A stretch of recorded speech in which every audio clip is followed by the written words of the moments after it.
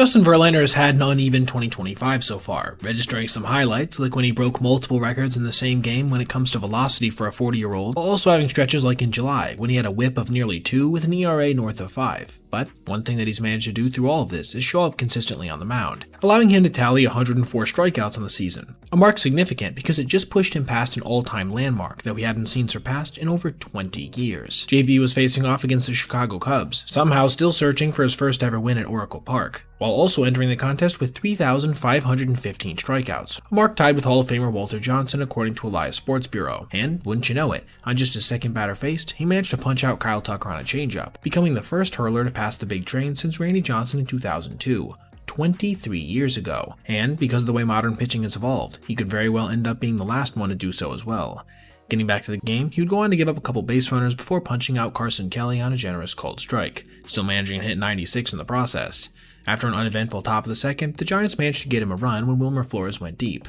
Then he got back to work, punching out 2 more in a third inning that was very similar to his first. A couple strikeouts sandwiched around some base runners. He would then be assisted nicely leading off the fourth on a racing play from Casey Schmidt into foul territory, but unfortunately this wouldn't be enough to keep him from giving up his first run, on some nice 2-out hitting from Matt Shaw. And then after a double from Pete Armstrong, Verlander would again give up a 2-out run on a single, this one from Kelly. However, for what seemed like the first time this season, the Giants would manage to respond, not only getting him off the hook for the loss, but also putting him in line for the win, when Elliot Ramos hit an RBI double, and then Rafael Devers flared an RBI single. Verlander would then do his part to lock things down in the 6th inning, going 1-2-3, ending his night after giving up just 2 runs with 5 strikeouts. And San Fran wasn't done adding on, seeing Matt Chapman crush a 2-run dinger for insurance in the bottom half of that frame, and that would end up being pretty much it, as despite this fantastic play from Dansby Swanson to rob Devers of another knock, the Cubs offense just couldn't get anything going, with Owen Casey eventually striking out to end this one by a final score of 5-2, giving Verlander his first career win in that ballpark on a night when he managed to do something truly historic.